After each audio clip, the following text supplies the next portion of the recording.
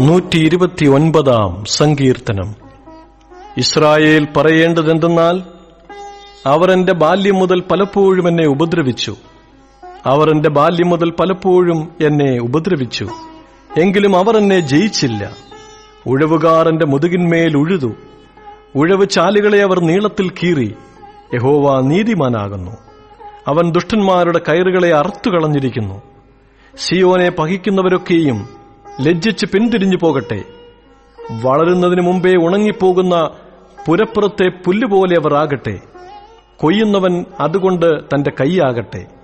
കറ്റ കിട്ടുന്നവൻ തന്റെ മാർവിടമാകട്ടെ നിറയ്ക്കയില്ല.